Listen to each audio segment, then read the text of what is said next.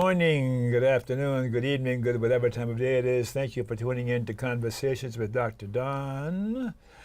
The show is produced and broadcast from the Portland, Oregon area. For your first-time viewers, Conversations with Dr. Don is an ongoing series of one-hour standalone talk shows where I interview interesting people, like most of you out there, about who they are as unique, one-of-a-kind individuals, and about whatever it is we've decided to talk about tonight. And tonight my guest is Collin Stoll, and the title of the show is Acupuncturist Collin Stoll. Interesting. Hey, Don. Good to see you. Thanks for coming on. Thank Looking you. forward to this. Yeah. Thank you very much. And I enjoy you at the gym. We met some time ago at the health club we go to. Yep. And we've chatted now and then, but the first time Collin said, I've got this magazine you may be interested in, because he discovered my liberal leftist leanings. And The Nation, which I subscribed to a long time ago, I got reintroduced to it. So thank you very much for that. You're welcome. Thank you. Yeah. So how are you feeling right now? I'm feeling good. Yeah. Yeah, I'm feeling good. I just came from work earlier. Uh-huh. I was working at my practice in Tigard. Uh-huh. And I'm doing acupuncture and saw a couple patients this afternoon. And it was You nice. got any needles with you? I got a little thing going. I didn't bring my needles. I should have brought done a little demonstration here. That would have been fun. Yeah, that's an Yeah. interesting thing. Yeah. I've not experienced acupuncture. Huh? And I've experienced all sorts of other things, including some of the Eastern approaches to health, and just enough. And someone accused me of being a closet Buddhist, but I thank them for that. Yeah. Sounds like a compliment. Yeah. As you know, the show goes in two major parts, what I call the bio segment, where we talk about who you are, and the personal, rather personal sense, but not too Yeah. personal. And so that people have an idea where you're coming from when you talk about acupuncture and related subjects. Yeah. So that it gives a rounded picture of this human being called Collin. So, shall we start? All right. And if I were to ask your best friend, who is Collin, what would he or she say? Be your best friend. Collin is? You know, a kind, gentle human who likes to help others.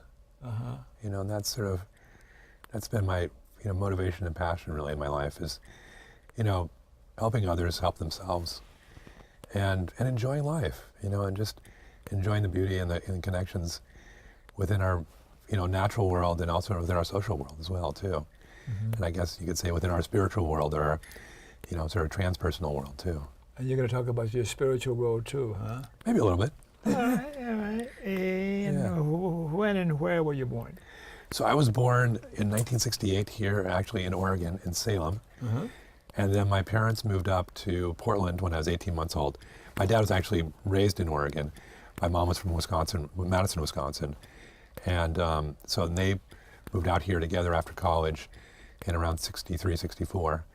And then my dad was a lawyer, and he was clerking in Salem, and when they had me down there, and then moved up to Portland. My dad got a job working as a trial lawyer here in Portland, and was raised in the house. 1971 we moved up here, and my mom still lives in the house I was raised in. So. Oh, really? Yeah. Even yeah. today? Even today, yeah. Yeah. But my parents got divorced when I was about 5 years old. So, but they actually just ended up moving apart about 2 miles away from each other. So they're pretty close. Yeah. They're still talking to each other? Oh, they start, yeah. By and large. Yeah. Yeah. So, yeah, born and raised in Portland. Really loved growing up here, back in the 70s and 80s. And then went away for college, went to undergraduate school at Colorado College in Colorado Springs, a small liberal arts school there. And really enjoyed Colorado. It was beautiful. Just the amount of sunshine was incredible. Really kind of opened me up, I guess, in a lot of ways to different experiences and stuff. And when I was there, I started studying philosophy and also religion as well, too, primarily Eastern religions. And so got a bachelor's in East Asian religions there, or religion, but mainly East Asian religions. And then came back to Portland for a little while and kind of did odd jobs working at restaurants and stuff. And then applied to graduate school in religion, and got into University of Toronto and University of Hawaii, and All over the place. yeah, two different like dispiriting areas, but very culturally interesting places. And ended up going to University of Hawaii because they offered me a scholarship and a teaching assistantship as well too, and so it was a little more attractive than running into huge debts. And also Yes. their focus too in East Asian religions, which I was really interested in at the time too, particularly Buddhism and Taoism, and Hindu or Hindu and Indian traditions as well too. Yes. So went off to Hawaii in the early '90s and studied there for 2 years, got my master's degree. But while I was there, started having a lot of back pain and a lot of insomnia. I was diagnosed late as a teenager with a neurodegenerative disease, similar to muscular dystrophy. In fact, it was kind of a type of muscular dystrophy, and I was told by my neurologist when I was about 18 years old, he said, we don't exactly know what flavor of neurodegenerative disease is, but it's progressive, and you'll probably end up in a wheelchair by the time you're 30. So that was very disconcerting news. And how old are you now? I was 18 when I was told that. How old are you now? I'm 49 years old. 49. I'll be 50 this year. Great. Yeah.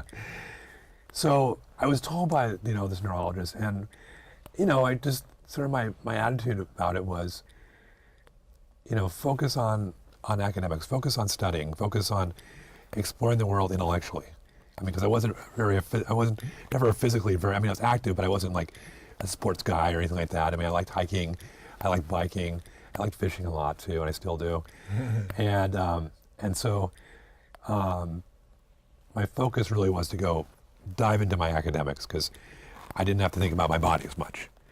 The life of the mind, the life of the intellect. So that was sort of my interest too, in kind of exploring religions, exploring philosophies, and different ways people thought, because I found that fascinating. Why do we behave the way we do? Interesting, that question, why? Yeah. Why were you born? Yeah. Will you answer the question? Go ahead. Why were you born? That's a good question. Yes. Yeah, of it course is. That's why I ask it. It's because my parents got together. We can say that. Of course.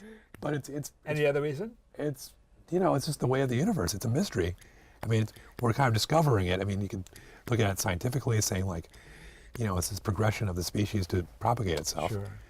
And I take the sort of the large approach to sort of the Gaia hypothesis, that we're an extension of this larger organism that we call the planet. Is there a spiritual reason that you were born? I consider myself, agnostic. I mean, I was raised Episcopalian, but at this point, I mean, I see the validity of most traditions. We all kind of go up the same mountain, and I like to think of it as like, as mysterious. I mean, we can know elements of it, but we can't necessarily know the entirety of it. I mean, it's like the elephant. You touch the tail, you touch the foot, you touch the trunk, you touch the ear, and you all get a little different perspective on it. Why was Gandhi born? What? Why was Mohandas Gandhi born? Why was he born? Yes. Well, I mean, you could say to bring peace to the earth, or peace to his people. Oh, so there's a good reason. Huh? Yeah. So in a similar vein, why were you born? Well, you could say, to bring peace. And Not what you could say. What would Collin say? well, I'd say, to be helpful, Yes. and to be, to serve a higher purpose. What's the higher purpose? I'd say that probably, the progression of the species and of the planet. I mean, for realization of a larger understanding. Okay. Yeah. What's your larger understanding? And then I'll stop this. Okay. Yeah, because we're sort of going off It's in that. inviting you to think a little more. Yeah, no, I understand. The larger Do purpose. the same to me if you choose to. It goes two ways now, Yes. Yeah, to explore and to be interested, and to continue interest Okay. and understanding, and to help others. I mean, to help others to achieve that as well, too, to have that same opportunity. That's why I became a shrink. Yeah, exactly. Yeah, why were you born? Yeah. Yeah. Yes, to be kind. Yeah. Yeah. when I was a little kid, Mom used to always say, I'm the baby of 12 children, you know. Mm-hmm. Be nice, boy. Yeah. That's all the philosophy you need. Be nice. And I thought about it, and as years are going by, I think, how can I be nicer? Mm-hmm. Because it feels so good. Yeah. And to see the reaction when I'm nice. Mm-hmm. And when I wear the sign in public places sometimes, Mm-hmm. and people see it and get the message, what I'm trying to say, Yeah. and they give me a look. Mm-hmm. That's my reward. Yeah. Yeah. No, So I'm spiritual in that sense. no, that's the best reward too, Yeah. because you're supporting a philosophy and a mindset that's open and expansive. Yeah. Yeah. So, and do you have a religious preference, or are you religious? I can't. I mean, I'd say pan-religious mainly. I mean, I follow kind of Buddhist philosophies quite a bit, Mm-hmm. and to a certain degree Taoist philosophies. But I was Yes. raised Christian, and I have Christian ethics and morals, I think. Mm-hmm. I mean, because it's my cultural, foundation in a sense. Mm-hmm. So I have that foundation, the golden rule, do unto others, to serving a greater purpose, being kind, being loving. And your profession you've chosen indicates that, of course. Yeah, I know exactly. Being a healthcare provider and supporting other people's health and understanding. Mm-hmm. Yeah. And you talked about your formal education, Yeah. and we talk a little about your work, and we'll talk some more in the second half of the show about Yeah. your work. Yeah. And you have a partner? I do have a wife. Uh-huh. We've been married 19 years, almost 19 years. We had 19 years on the 20th. 19 years. Yeah. And we've been together over 20 years. Yeah. Any children? We've got two lovely children, two daughters. They're both teenagers right now. They're challenging, but they're wonderful too. Yeah. Yeah. Do they like you? I think they do. You never know what I'm going to ask you. Yeah. They don't swear and curse at me, so. Well, They generally any more nowadays. Yeah. And generally they like to be around. I mean, they seem to have interest in being, wanting to be around me and ask me questions, and ask for help. And so I think that all is good signs that, we're doing a good job of raising them. They appreciate you. Yeah. Yeah. And your political persuasion, can you say anything about that? Left, right, or center? How are you? Left. Continuing left. Yeah, of course. Lefty, total The nation lefty. you gave me. Yeah, the total lefty. Dyed-in-the-wool Democrat. Yeah. Difference between sympathy and empathy. Do you see a difference in those two? Yeah. So, sympathy is like, it's sort of like, how are you doing and stuff. It's like, and empathy is like actually kind of stepping in somebody's shoes. It follows in more compassion. Sympathy, I see is kind of like you're kind of projecting what, like I'm kind of trying to just sort of calm things down. I don't know, but there's definitely a difference. I mean, I think a level of not to say sincerity, but a level of thinking beyond yourself. I think it's beyond thinking. Empathy is yeah. beyond thinking. Yeah. That's my thing. Yeah. But I've had a lot of time going through these questions myself. Yeah, well, sympathy, it's more calculated versus empathy is just like, you really have to decide, like, okay, how does that person feel right now? How do I step into their shoes and see from their eyes and give them what they need? Not necessarily what they want, but what do they need at the moment? To be held. To be held, or to hold the space for them, whatever it is. Yeah. And memberships in the political, social, or civic organizations, you have a number of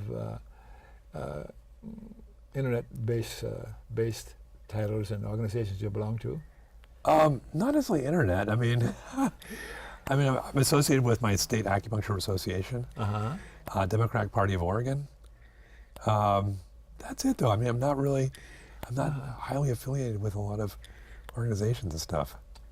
You're a Democrat, you see. Yeah. What's the difference between a Democrat and a Republican? Is there a serious difference in the overall scheme of things? I think in Oregon there is. I mean, it depends on what state you're in. I mean, I think it depends on kind of state by state. I never heard that answer before, and it's a good answer. Yeah. Because I don't I don't agree with the National Democratic Party oftentimes with their decisions and stuff. I mean, I was a big Bernie supporter, and I felt that Hillary was unelectable. I never heard that answer before after all this time. Yeah. The difference between the Oregon Democratic Party and the National Democratic Party. I never heard that. Oh yeah. I mean, look at our representatives. I mean, like for instance, Jeff Merkley, who supported, Bernie, and has been very, very much in the line of old school, the best elements of old school Democrats, in terms of social justice. Old school. And I don't mean like Dixiecrats, That's like the best elements of that, and sort of like more FDR, New Deal, type of elements and stuff of creating social programs and social change that support everybody, that lifts that lifts the middle class up, but at the same time has people pay their fair share. Oh yeah. As well too. They can. Any persons from the past that you liked or admire, any names come to mind for you from history or alive today? Heroes or heroes? Yeah. Oh, I'd say from the past, I'd say kind of going backwards. Buckminster Fuller. Who? Buckminster Fuller, architect. Oh, yeah. yes. The humanist. Yeah. Thinker. Gandhi, obviously. Martin Luther King. How about Jesus? Yeah, going way back. Jesus, Jesus, Buddha. Muhammad as well too. Oh, you're loaded, baby. Yeah. Krishna. I mean, all just a lot. I mean, all the world's traditions, and this is, this goes back to one of my teachers. I mean, I never studied with him directly, but I had teachers who did with him. Was with Houston Smith, who wrote the Religions of Man, or become the Religions of Humans, or people. Really talking about this sort of, what some have sort of coined as deep ecumenicism, of looking at all the world religions and looking at them as they all developed based on their geography and based on what was needed at the time and what was spoken at the time. But all of them have sort of this drive towards, maintaining society, maintaining order in a loving and compassionate way. And through kindness, and through justice, and through thoughtful dialogue and interaction. Yeah. And I think that's where we really shine. And I think that's most of the world's religions have those elements in them. Whether they get hijacked or not by sort of our lesser, our not lesser, but our more survival oriented or fear based impulses. What's happening in our government in Washington nowadays in terms of political and social justice and those kinds of things that we should be really concerned about as far as walking the talk of being a loving human being? Well, I think what's happening in Washington? I think that's lost. I think to certain degree it's lost, but it's also it's interesting because I was just listening to the radio the other day and they had an interview with it was a columnist and editor for the Atlantic, and then his wife, who's also a writer too, and they were going around to different small towns in the United States, and they asked people, it's like, they didn't ask him like, oh, who'd you vote for? Or, what do you think of this party or that party? And said, how are you doing? How's your town doing? And he said, by and large, people said, we're doing great. We like the people we elect, whether they're local government or whether at the national level, like representatives or senators, they liked who they were, who represented them. But then when you ask them, it's like, well, how do you think Washington's doing? Oh, it's terrible. It's horrible. So there's like this disconnect between what people in like, Oregon, or whether you're in North Dakota, or whether you're in Atlanta, or whether you're in Maine, wherever you are, Texas, people have this, it seems like the people have this point of view, like, I like who we elected. I like what they're doing for me. But I don't like what's going on in Washington, D.C. Why do you think that's happening? Well, I think there's many factors. I think it's part of it.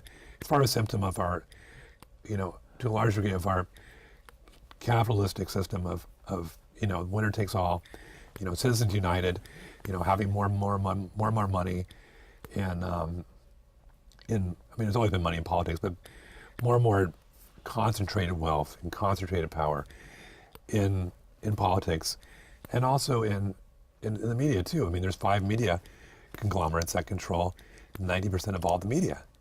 I mean, we're here in public access, but that's less than 0.001% of what people are seeing, and everybody's seeing, and it's really polarized. I mean, and there's a couple players that are really polarizing it because fear sells. Fear sells, commercials. It sells, it sells security. It sells all these elements. It makes people afraid of other people. How does polarizing occur in our political process? It occurs when people just listen to one point of view. Oh, don't we have enough points of view for the general populace to have enough informed opinions about what's really important? There are. Is there something missing? But you have to dig, and you have to take. Well, everybody can't get the nation, can they? No, they can. They can actually. They can get it online. Of course, yeah. They can get it on for free. I mean, that's the thing. It's like a lot of this stuff is accessible, and but it's it's also having internet access too, and having it's like we have all this data and all these pathways of news and information, but TMI. Exactly. Yeah, it becomes overwhelming.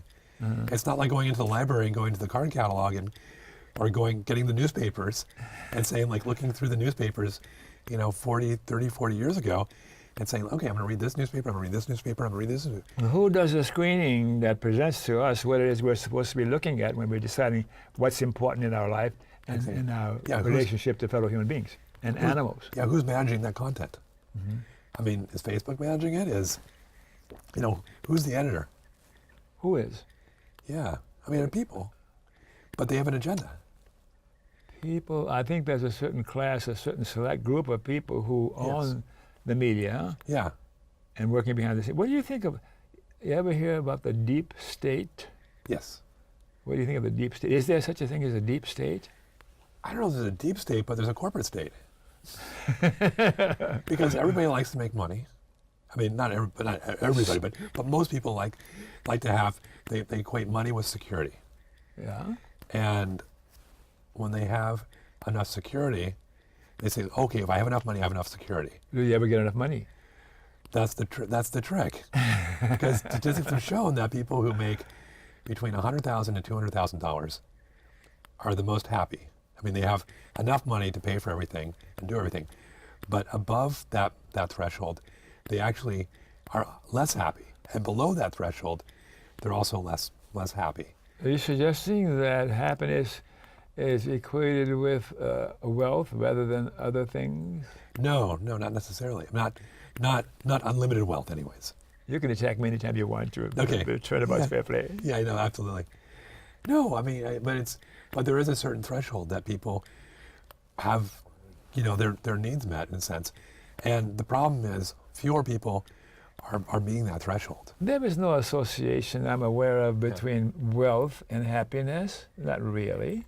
Oh, I wouldn't say wealth, but enough means. Like, again, it's like I said. I think there's been studies that show that if you have a certain amount of money, I mean, in terms of work and in terms of working, in terms of happiness and what you're doing for your job, for instance. Okay, that's a big that. Yeah. Sorry, we're getting in the weeds here. Yeah. Get you going. Okay, and let's take a break and come back and talk about acupuncture and all this other stuff that you've spent so much time. Because I'm curious on learning more from a personal standpoint than my limited studying and limited learning and talking to only a few people about acupuncture. But I want to know more about it, and I'll spread the word. Okay. Can we take a break in the control room?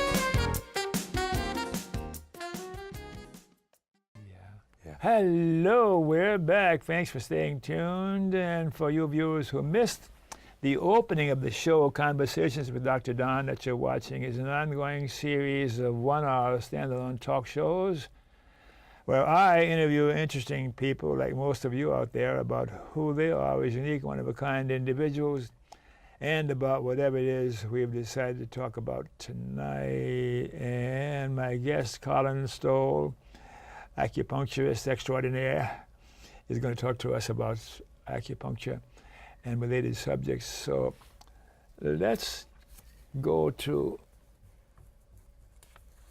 what you sent me. Did we talk a little bit about this introductory material, or shall we talk about that? Yeah, I think we were talking about before we got into politics and spirituality and stuff, and we call the sort of the third rails of conversation. But Sure. I always think that it's it's fair play in discussions. But no, I was saying, well, when I was in graduate school studying to be a teacher Sure. in Hawaii and studying East Asian religions and studying history of religion and teaching that, and my interest in understanding people better and helping other people understand people better through understanding other perspectives in the world, particularly with religion, because I consider sort of religion as sort of the vehicle for people's core values, Yeah. whether they're ethics or morals. And that when I was in graduate school, I started experiencing a lot of back pain and stuff because of the neurodegenerative disease I have.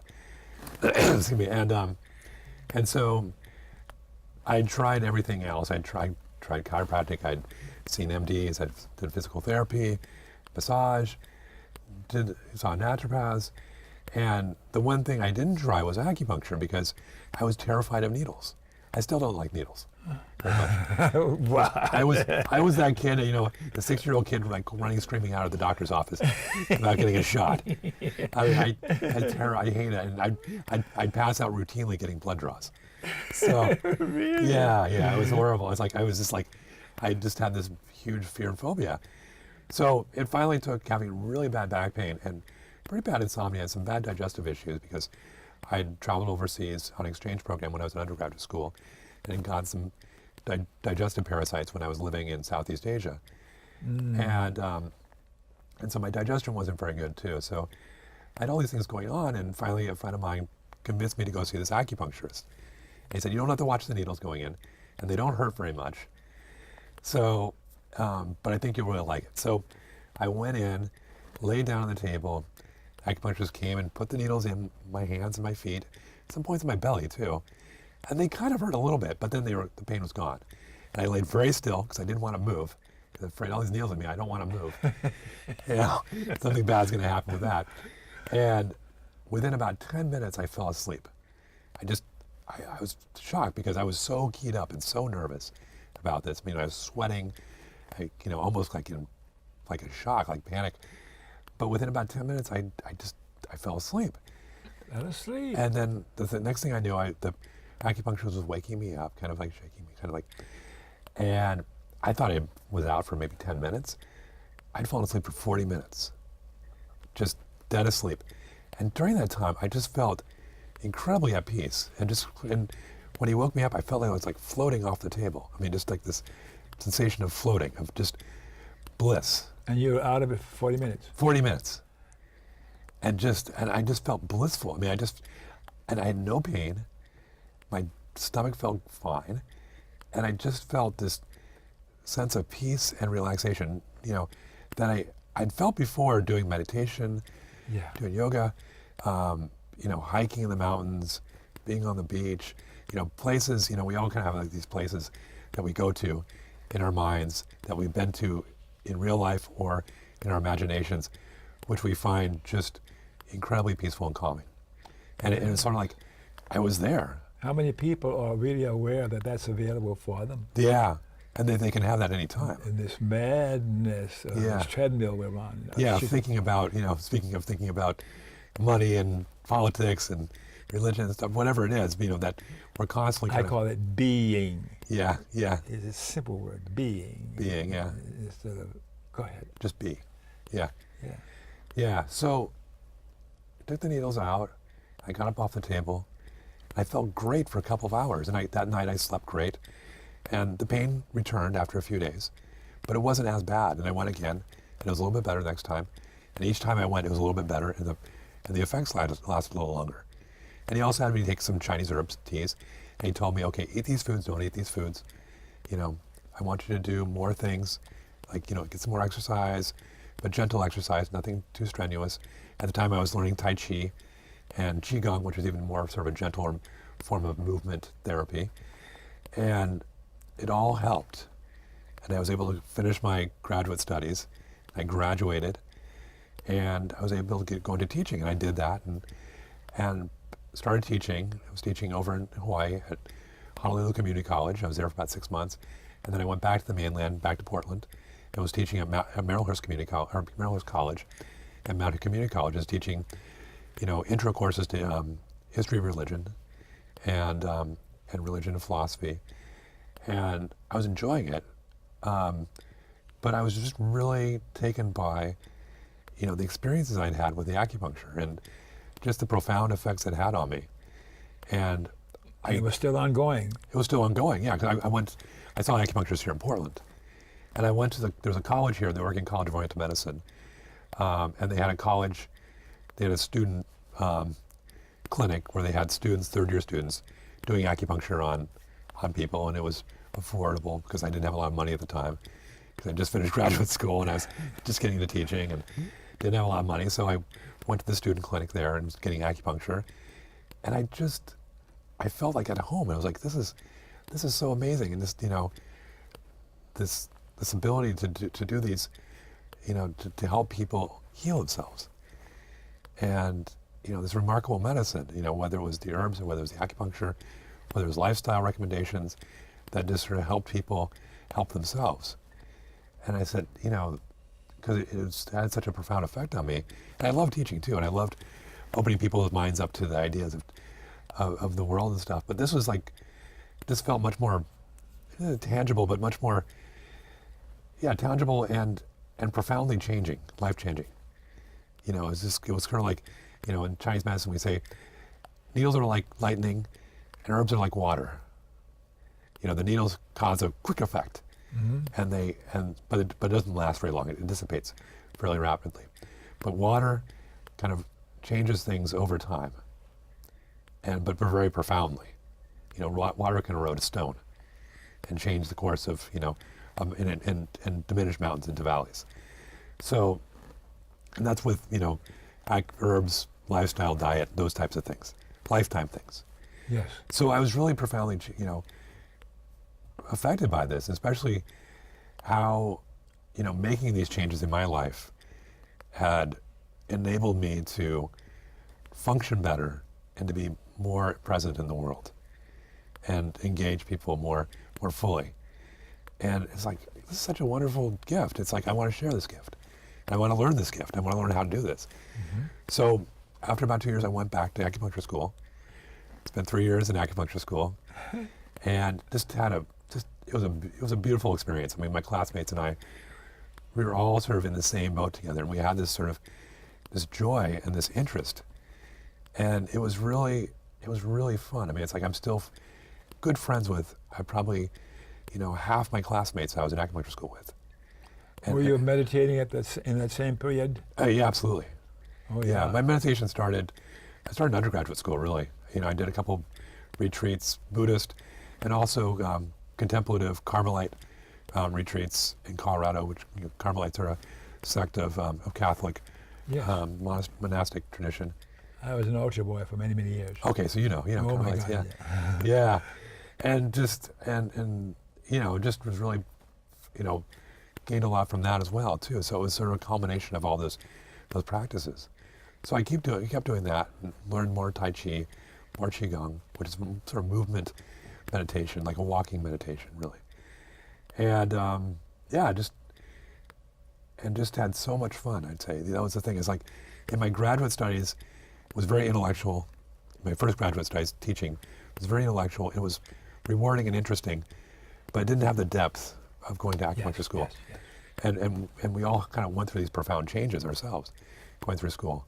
and watching that. I don't know if that was the same case with you with going to, doing your graduate studies in psychology, where you had people, you learn and you're healed as well too. I mean, at least that was my experience. It's like we kind of went through these healing experiences, and we became more, when we talk about empathy and sympathy, we became more empathetic. Yeah. Because we had these experiences ourselves, Yeah. and then we're able to translate it and watch it in our patients that we were supported at the, when we were in our schooling as well too. Plus, part of our training too was to go out to community clinics, including Hooper Detox, downtown Portland, Central City Concerns, which had an outpatient clinic in downtown Portland, still does, in the Old Town area. And then Outside In, which is a youth clinic and youth resource that's been around, almost 50 years now, I think. Yeah. And really powerful, and working at those places as well, doing acupuncture and Chinese medicine at those clinics as well too. And just watching the profound effects with people who are really in desperate need. I talked about having your basic needs met. I mean, like a lot of those people, whether they're homeless youths or people who were drug addiction, trying to get out of drug addiction, or serious mental health, or both. Yeah.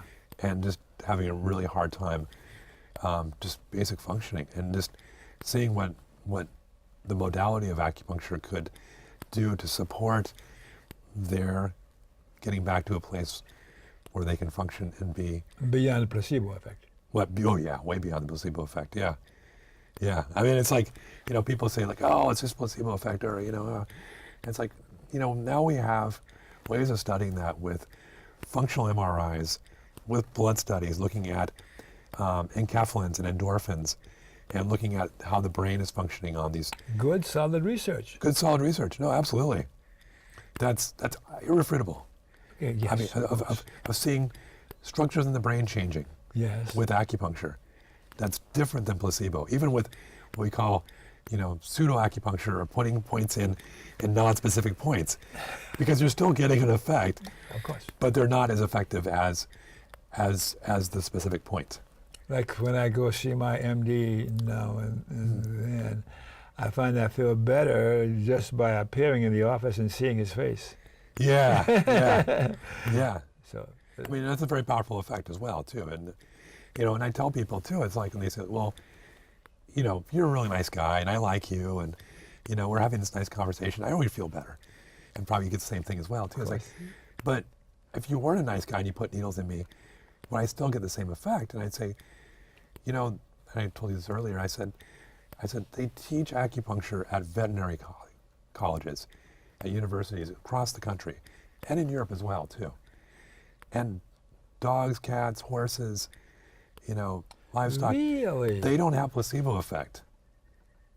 But you see them change. Because, the dog, your dog's not going to go like, you put a needle in, they're not going to go like, oh, okay, I'm feeling better now. I can walk now. They're going to be like, if they're having hip dysplasia, or they're having, muscle spasms, you put the needles in, and it's like, and they're good. They get up and walk around. It's remarkable. Their pain diminishes significantly. And it's not because you're talking nicely to them, because they could care less. I mean, they like the comfort, and they like you holding them and stuff. But you can tell if an animal's still in pain, because it's shaking. It's, and then you put the needles in, and it's not I mean, a dog or a cat, it's like putting needles in, like they're going to run away and maybe scratch or bite you. But you do it, and then they go, at first they kind of jump a little bit, and then they're like, and you just watch their whole body relax. Did you see my mouth drop open? I just realized. Yeah. I'm amazed I'm listening to you. Yeah. Because I trust you. Thank you. Instinctively, and I like what you're saying, and yet it's challenging my own appreciation as a psychologist and dealing with what goes on in the brain. Yeah. And yet there's a part of me, and some of my entertaining videos and like that, and how interspecies communication, it's impossible. We see it there on tape, where it's actually happening. So there's something much, much more than we're aware of with just limited. I'm going circular again. Okay, please continue. That's all right. No, because with animals, I tell people, like, when I'm working with them, I said, if you have a dog or cat, it's a nice. I mean, they kind of get it. Pet owners get it. They're like, kind of say, animals have a lot of emotional intelligence. Of course. If you're uncomfortable, if you're emotionally uncomfortable, they become emotionally uncomfortable. Oh, They yes. pick up on your stuff immediately. Yes. If you're afraid, they go, they respond and react. There's no filter. There's no like, well, I didn't recognize that. And it's like, the dog does, the cat does. They're like, they know immediately because their survival's based on it. They have to know. Yeah. And so with that, and I tell people, it's like, when you do acupuncture, it's accessing that animal part of you that goes beyond your thinking mind. Because we're causing, it's an interventive therapy. Because I'm intervening in your biology by putting a needle in your body. And it's causing this cascade of effects to occur throughout your nervous system, throughout your vascular system, throughout your endocrine system, and throughout your immune system as well, too. It's causing multiple different effects by just putting that needle in there. Because generally the needles, the acupuncture points, are in areas that geneticists like to call organizing centers of the body. What that means is that the body when the body's in utero and it's developing as a fetus, it develops out from these centers. And those are generally joints. So the body develops out from joints and out from the center, out from the, from the main part from your umbilicus and this area and stuff, is that it all kind of blooms out from that one area. Mm-hmm. And so all the acupuncture points are generally along these little nodes where the body develops out from in terms of fetal development and in terms of developmental development. So by needling, one of the theories is that by needling these areas, you're activating, in a sense, these organizing centers. And you're causing a genetic change in the physiology of the body. Wow. Yeah. Or at least you're sending out these signals from the nerves, because there's a lot of sensory nerves in those areas. They're like what we call proprioceptive nerves, which kind of tell you where you are in terms of gravity, so when you stand up, you don't fall over. Those nerves all kind of fire off and say, okay, we're upright. We need to stand upright. We need to fire off these muscles to keep you upright. And they're doing it, millions of, hundreds of thousands of times a second. And so by needling those areas, you're sending this little signal out that's like, okay, we're changing our perception here. We're changing our physiology. We're releasing all these different neurochemicals and other compounds. And it's causing this cascade effect throughout the body. So it's remarkable. I mean, and how the Chinese figured this out, 3,000 years ago, it's empirical, really. I mean, that's how they figured it out. And they figured it out, it's like, oh, when I press here, when I press here, my headache goes away. And they used to do it with stone needles. They used to take these stone needles, they'd heat the stone needles up, and they'd press on the points. And so they wouldn't actually penetrate the skin, because back then they realized, oh, if I penetrate the skin, I can get an infection, I can die from that. Mm-hmm. So they used basically acupressure. That was the first acupuncture. Do you have to throw away your needles every time, or do you sterilize them? No, they're one-use needles. Of course. Yeah, we stopped using reusable needles back in 1996 in Oregon. So that was and again, needles are very cheap too. I mean, needles average from 5 cents to 20 cents a needle. So it's not worth. First of all, it's not worth the risk. Of course. Of blood-borne diseases, and particularly with hepatitis. And at the time there was AIDS that people were really worried about, but it really is more hepatitis. And that's the main reason. And so we just use single-use needles. And I tell people too, it's like, you probably will not feel this. And they're like, no, I'm gonna feel this. And I've had guys on my table, like football players, are just huge. They're like, I hate needles. I want to hear them because my back hurts. And I put the guide tube in, I tap the needle in, and it's like you can feel a little tapping, just like a little plastic tube tapping on the skin. And that's pretty much all you're gonna feel. You're like, no. And I put the needle in, and I put a couple more needles in, and they're like, well, have you started yet? Oh, you haven't even started. And it's like, I've got like 5 needles in you. And they're like, really? It's like, do you want to look at it? No, I don't want to look at it. Okay. Yeah. So it's remarkable. I mean, it really is. And again, within about 10 to 15 minutes, most people just get incredibly relaxed Because at that point, really all the endorphins and enkephalins, they're all coming back, they're all like increasing in the body. And they're going from the sympathetic, or we call fight or flight state, sympathetic nervous state, which is, a fight or flight state where your blood pressure goes up, your energy, the blood rushes to your large muscles, your digestion slows down, your prefrontal cortex shuts down, and your amygdala like revs up, because you're just like, I'm gonna either run away, I'm gonna fight it. And it's like, and when you get a bunch of needles poked in here, like the first thing your body goes is like, oh, we're under attack. So it kind of revs up a little bit. And then, and also your natural pain response goes down too when you get into the fight or flight response, because it doesn't do you any good if you're having to fight off a saber-toothed tiger or run away from one. If you get scratched by it, if your pain response is really strong, you're going to feel that, and you're going to be like, you don't want to feel that. You want to be able to keep running or keep fighting. So your natural painkillers actually kind of go up.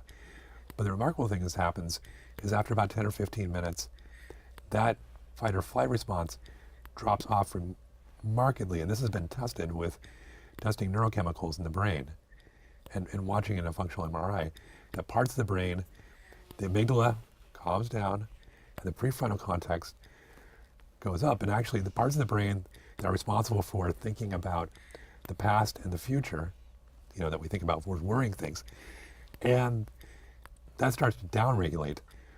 But the part of the brain that thinks about the present moment or being in the present moment upregulates. And so you become very calm, very close, very focused, very aware of your breathing, everything around you. Is there such a thing as a typical time when someone's on your table having a session? Is it an hour, 30 minutes, 40 minutes, or what? Yeah, so is there such a thing as a typical one? It is, yeah. People are usually on the table for 30 to 40 minutes. Sometimes a little bit longer if they've been really wound up and they've been kind of like wired and tired for a long time. I'll leave the needles in for a little longer because they'll actually just go out, like I did in my first treatment, and I'll come back and they'll have a similar experience. They'll be like, oh, you just left. And I'm like, no, that was like 45 minutes ago. You're kidding me. I mean, they're shocked. You're a hypnotist. Yeah, no, I'm not hypnotizing. It's their body's own chemistry. I've just activated. I've just activated their ability to. So you got a person on the table and you're treating them and doing what you do with them. Is there a conversation going on between you and the patient, or nothing, or just silence, and you're doing things with the needles? No, I talk to them. I mean, like the first 10 or 15 minutes. Yeah. Sometimes 25 minutes or so. We'll talk about stuff, and oftentimes what I notice is that people, they kind of know what I'm doing. They want to they're asking questions, and then it kind of reverses to they'll start talking about stuff about themselves and things that have been happening. Particularly if it's emotionally related pain, because I treat primarily pain. People come in because they hurt. Sure. And if it's especially with chronic pain, there's a lot of emotional attachment to that pain. And I mean by emotional attachment meaning like that they've developed a lot of coping mechanisms to deal with that pain, and it's very emotionally wearing. We're talking about now physical pain. What about psychic or psychological pain? Well, that's the thing. It's and in Chinese medicine we look at it as a continuum. Oh yeah, okay. That it's all, I mean, it's a continuation. I mean, there's elements of there's discrete elements in certain ways. I mean, like yeah, of course. Like I was in a car accident, my back hurts, but otherwise I'm a happy person. I love my wife, I love my kids, I love what I do, But this is sort of this is a nuisance. But then you have people who've been have chronic pain for a long time, and and the psychological component is just as important as an emotional component as the physiological component. Of course. And they drive each other, and they push back against each other, because oftentimes people they'll come off the table and they'll be like, my pain's gone. Where is my pain? And they're looking for their pain because they miss it. It's like because they need it. Well, it's like being in this dysfunctional relationship. It's like it's like the pain's away. It's like oh, the alcohol's gone. It's like, where's my pain? I need my. It's like the codependent relationship. It's like it's this bad codependent relationship where you have this pain that's beating up on you, but it's familiar. You're paying the price of being alive, Yeah. paying the piper. Yeah. Unique cases that are examples of acupuncture effectiveness. Any specific cases through the years come to mind, one or two that have an interesting story? Of course, you won't be giving any names or anything like that. No, no. They're all remarkable. I mean, it's like, I don't know anybody who's like not remarkable, but Okay. but I mean, occasionally when it happened when I was first practicing, after a couple of years, well, I had this one guy who had this really debilitating back pain, and I treated him like 3 times, and he'd seen. I get 2 classes of patients. I get patients who tried everything else, and they're seeing me, and they think I'm the magic bullet, and I say, wait a minute, I'm not a magic bullet. If you go onto my website and you look at my FAQs, frequently asked questions, you'll see that it's a process, and it can take some time. And it can take some time to get to a place where you're really seeing some quantitative healing, like measurements in terms of like your ability to do things in your life and stuff. So it's a process. It's not going to, one treatment's not going to cure you, or maybe even 6 treatments aren't going to cure you, especially with chronic pain. But this guy had this back pain, and I saw him 3 times, and then he disappeared. And I thought, oh, great, you know, because I was making some headway, but it wasn't like, oh, I'm 50% better or whatever. It was like, I'm 25% better. I can walk a little bit further. And then I saw him a year later, and for something else. He came in for something else, and I was like, oh, I didn't think I'd ever see you again because I only saw you for 3 treatments. And then he just left. He's like, oh, you cured me. My pain was gone. It's like, but you had your pain for 5 years, but it's gone.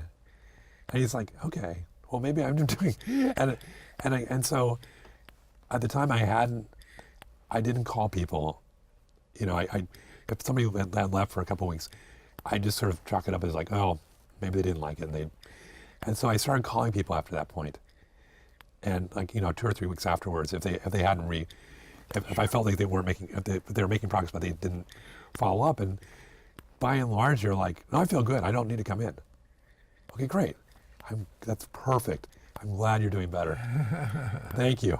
And thank you, because it was like, thank you. Thanks for, because I don't want to see you if you're not, you know, if you're feeling good. Do you ever get any treatment for yourself as a patient? I do. And how often do you do that? I get roughly an idea.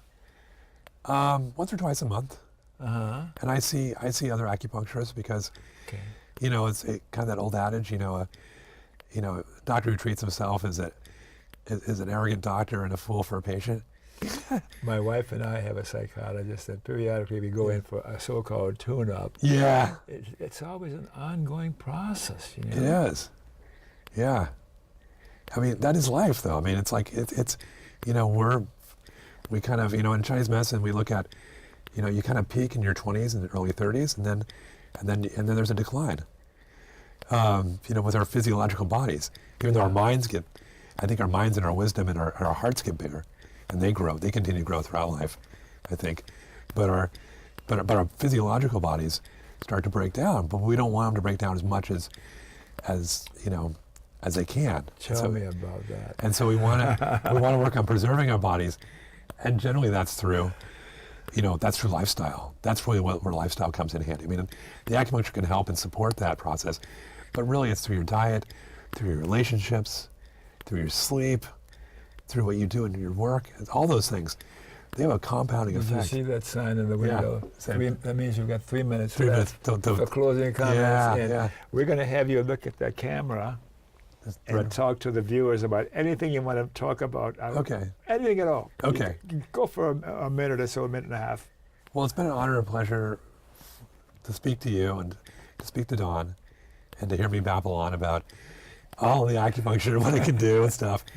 And, you know, I'm really grateful for being here and being with you and having this opportunity to talk about, you know, what I practice and what I love to do every day. Well, I was a talk show host and also a patient, and I've had a number of roles going on here, and if you can read my face, you can see all those things going on as I'm reacting to you. Yeah. And that's been really a pleasure, and we got to continue this Absolutely somehow or other, okay? Thank Okay. you so much, and I respect you so much. You too. For many Absolutely. reasons. Absolutely. Thank Yeah. you. Yes. So how about a couple of public service announcements? Yes. Oh, to watch my shows on the web, Google, Don, Baham, YouTube. There's a whole bunch of shows on the web for over a number of years and all sorts of interesting guests. And the American Civil Liberties Union, that's my favorite organization. Without the ACLU, our civil liberties would be further down the tube than they are. Go to the ACLU and learn about it. We got to learn how to end corporate personhood. Go to movetoaman.org to say that corporations are not persons and money is not speech. Thanks for watching. And remember KFC? Not that KFC, that Kentucky Fried Chicken. Dr. Don's KFC. Kind, friendly, and charitable. Be kind. And be friendly and be charitable to you too. And to you. And you too. Yes, yeah. And you too. Thanks again for watching, and we'll be seeing you next time.